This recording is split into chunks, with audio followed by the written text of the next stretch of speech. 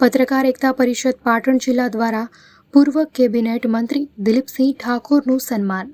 ગુજરાત રાજ્ય પત્રકાર એકતા પરિષદના નેજા હેઠળ પાટણ જિલ્લા પત્રકાર એકતા પરિષદ દ્વારા ચાણસ્મા વિધાનસભાના પૂર્વ ધારાસભ્ય તેમજ પૂર્વ કેબિનેટ મંત્રી દિલીપસિંહ ઠાકોરનું પત્રકાર એકતા પરિષદના સભ્યો દ્વારા વિવિધ મોમેન્ટો આપી સન્માન પત્ર આપીને સન્માન કરવામાં આવ્યું. સાથે જ શુભેચ્છા મુલાકાત કરી.